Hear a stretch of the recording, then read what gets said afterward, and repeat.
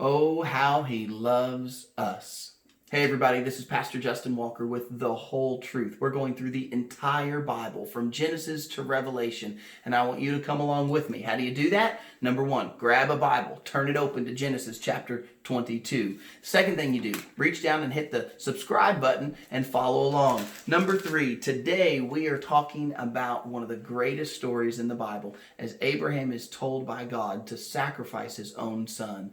Now, listen, I do not have time to do an entire commentary through every single verse, through every single word that is being spoken here, and they are also very important. So here's another third thing you can do. You can leave your comments down below, and you can talk through some of this as well. That I'm telling you, there's no way I'm going to get to every single point. So as God is revealing things to you, as you read through His Word with me, leave them down in the comments below. I love to hear from you. And I'm not the smartest guy in the room, so hey, leave me your comments down below, and we can learn from each other as we read through this. Let's read the whole story. It's an amazing story, and it's even more amazing when we put it together with the love of God that we see. And I want to talk about something. I've got a pinpoint to keep the videos as short as I like to keep them. I try to keep them at 10 minutes. So I'm going to really try to pinpoint and show how this story points to Christ in the New Testament. So let's read it together. And so we're in verse 1. This is Genesis chapter 22, verse 1. And it came to pass after these things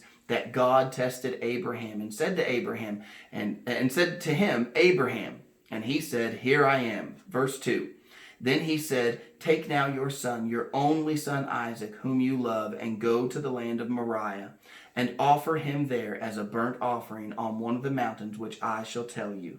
And so Abraham rose early in the morning and saddled his donkey and took two of his young men with him and Isaac his son, and he split the wood for the burnt offering and arose and went to the place of which God had told him. Then on the third day Abraham lifted his eyes and saw the place afar off. And Abraham said to his young men, Stay here with the donkey. The lad and I will go yonder and worship, and we will come back to you. So Abraham took the wood of the burnt offering and laid it on Isaac his son, and he took the fire in his hand and a knife, and the two of them went together. But Isaac spoke to Abraham his father and said, My father. And he said, Here I am, my son. And then he said, Look, the fire, the wood, but where is the lamb for the burnt offering?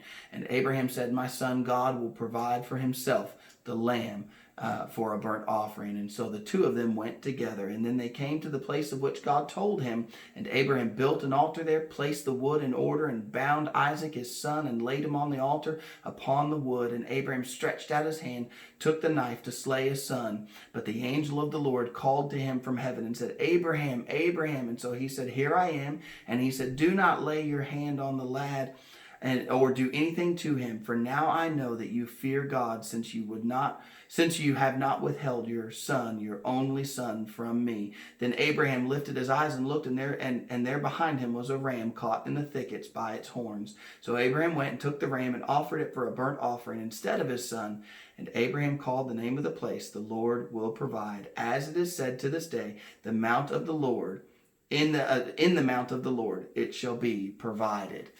My goodness, what a wonderful story. Brings lots of questions to mind, and feel free to ask those below. Like things like this, like why would God ask Abraham to sacrifice his son when we know that human sacrifice is not good? Now, the answer to that question is obviously that God was testing him, one. Number two, God was giving us a picture of what he would do with his own son, Jesus. And that's what I want to show you today.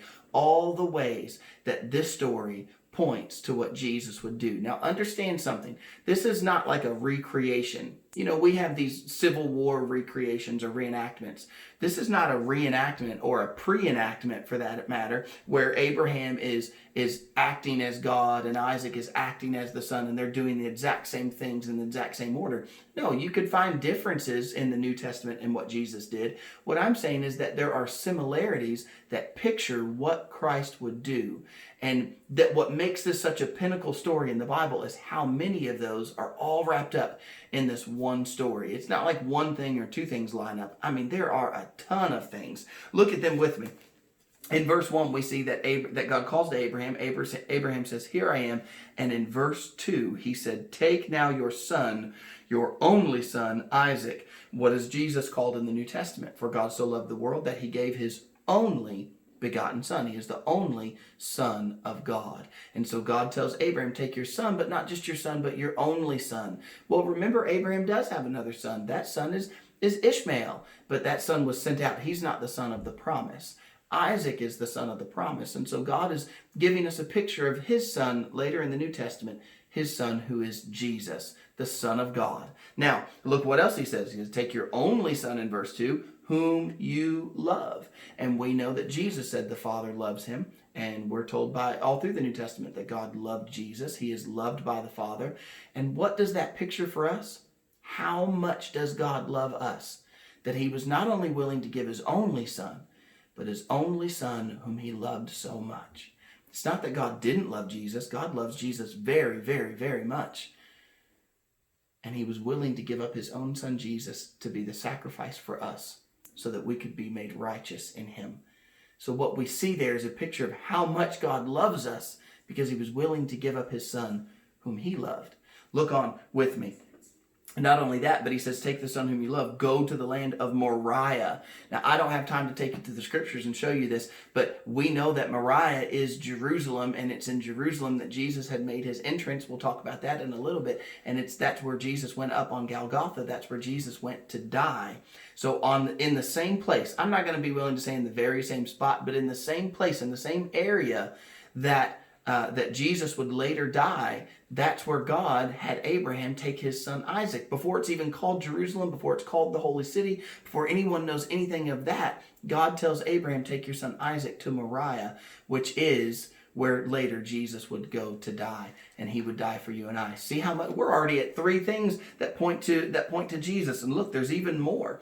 And he says, offer him there a burnt offering on one of the mountains which I shall show you. In verse 3, Abraham rose early in the morning and saddled his donkey and took 2 of his young men with him and Isaac his son. So he goes, he doesn't saddle a horse or a camel. He doesn't take an ox.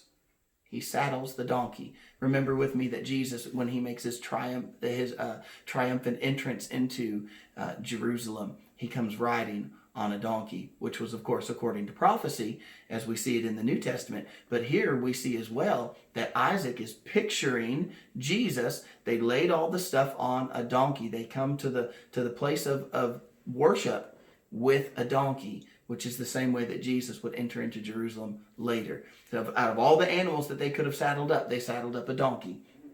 And look with me as we read further. And he split the wood for the burnt offering and arose and went to the place where God had showed him. Then on the 3rd day, Abraham lifted up his eyes and saw it afar off. And it's on the 3rd day that Abraham sees the place where he should sacrifice his son. And in the same way in the New Testament, Jesus died and he was in the grave until the 3rd day. Because just as Paul told us, the same thing that he received is what he delivered unto us, which is what? That Christ died according to the scriptures, that he was buried, and that he rose again the 3rd day according to the scriptures. God has been picturing this all along. That he's been picturing that Jesus would die and rise again on the 3rd day. In Jesus' death, he paid for your sins. In his resurrection, he offers you new life. And in the same way, by the way, Isaac, not only was he going to be sacrificed on the 3rd day, Abraham truly was going to sacrifice him. He had the knife. He was going to sacrifice his son. But his son didn't get sacrificed on that day. And so in a similar way, not only was Isaac laid on the altar on the 3rd day, but Isaac actually got up off the altar. He lived on the 3rd day. Well, look a little further. So Abraham, oh, wait a minute, I need to read verse 5. And Abraham said to his young men, stay here with the donkey. The lad and I will go yonder and worship, and we will come back to you. So Abraham knew full well that they were coming back, that he was coming back with his son. He didn't know how. He didn't know what God was going to do. So he's demonstrating something for us, that he's not just trusting the promise, but he's actually trusting the promiser. In other words, Abraham is to a point, he's not believing that he needs to make the promise happen for God. He's made that mistake before. That's how he ended up with Ishmael. He's made that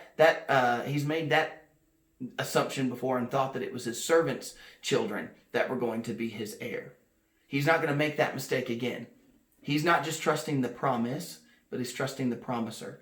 God has made a promise about his son, Isaac, and Abraham in his age has developed his faith, and he's been proven in his faith.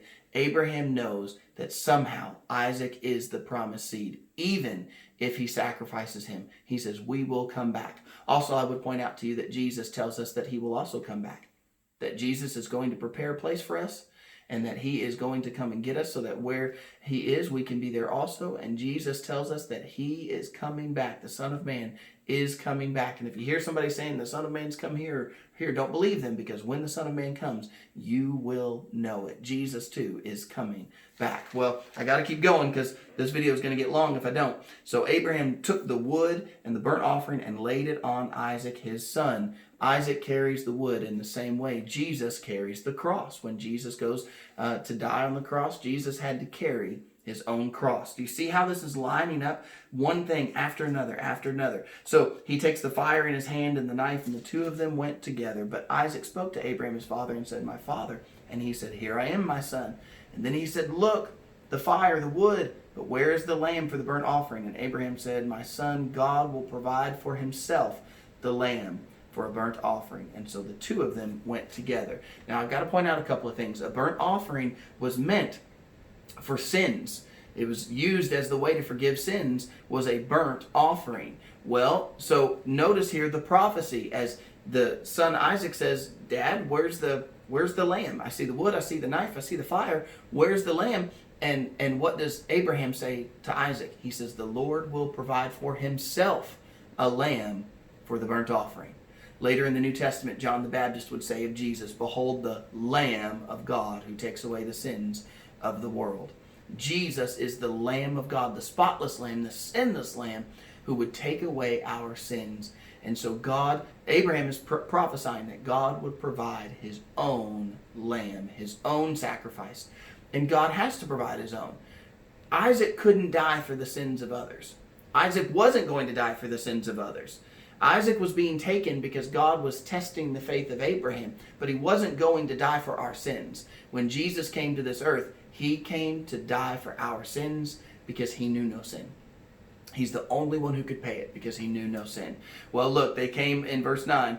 Then they came to the place of which God had told him, and Abraham built an altar there, placed the wood in order, and he bound Isaac his son and laid him on the altar upon the wood. And Abraham stretched out his hand and took the knife to slay his son. He binds his son in the same way Jesus was bound to the cross with nails in his hands and in his feet. I'm not saying Isaac was nailed. He was not nailed. I'm saying that he was bound. He was literally bound. Well, think about the fact that Isaac could have broke away. Most scholars would believe that Isaac was around 30 years old. Some people like to take that as far as to say Isaac was 33, the same age as Jesus when he was sacrificed. I don't know if either of those is completely true, but Isaac was not a 6-year-old or a 7-year-old boy. He was old enough to carry the wood. He was old enough to walk with his dad and talk with his dad. He was old enough to understand. I believe he was probably in his 20s or his 30s. It seems to make sense in order of the stories that we're reading. And Isaac was willing to lay down to die. He could have beat his old dad. His dad was over 100 years old. He could have run away. He could have broke free. So not only was Abraham willing, but so was Isaac. And Isaac willingly laid down his own life when his dad said that this is what they had to do. And he was bound, just like Jesus was bound to the cross. Jesus laid his life down willingly. Jesus didn't have to stay there on the cross, but he laid his life down willingly for you and I. The same way that Isaac was pictured in the Old Testament as he was willing to lay down when his father told him to. And so he takes the knife to slay his son in verse 11, but the angel of the Lord called to him from heaven and said, Abraham, Abraham. And so he said, here I am. He said, do not lay a hand on the lad or do anything to him. For now I know that you fear God, since you have not withheld your son, your only son, from me. See, God doesn't want human sacrifice, and that's never what this was about. It was about faith. It was about proving his faith. And in verse 13, then Abraham lifted his eyes and looked, and there, behold, behind him was a ram caught in the thickets by his thorns. There is a ram caught in the thorn bush, in the thickets. What was later put on Christ's head? A crown of thorns. Also, did you notice that God did provide a substitute? Again, picturing Christ. Christ would be our substitute. Isaac didn't die that day, but a ram was provided as a substitute. God is teaching us about substitutionary death. In other words, the death of his son, which would pay the price of us, of our sin, and the death that we deserve. A substitute was provided here, and a substitute later was provided for us in the New Testament in the person of Christ. Now, there's the ram caught in the thicket, so Abraham went, took the ram, and offered it up, a burnt offering instead of his son. And Abraham called the name of the place, the Lord will provide. And so it is said to this day, in the mount of the Lord it shall be provided. The Lord will provide. And what has the Lord provided? He has provided a way for you and me to have eternal life through Christ, his son. I know that was a lot of commentary and that I was rolling fast through those, so I want to hear from you. Leave it down in the comments below. Tell me what you caught from the story and tell me what you see. There's lots of other aspects that we could have talked about, like Abraham's obedience or Isaac's obedience, or the questions that come up as we read through that, like why would God ask Abraham to do such a thing? I don't have time to get all those into this video. That's not the scope of what I'm trying to do. I'm trying to get as many people into God's word. It's good to think. I want you to think through some of these things. So as you think through them and the Lord's revealing things to you, and maybe you read some other commentators, leave it down below and tell me what your thoughts are about the story, because this is a pretty amazing story and we could have talked about it for hours and hours. So I appreciate you being here today, and I'll see you tomorrow with more of Genesis chapter 22.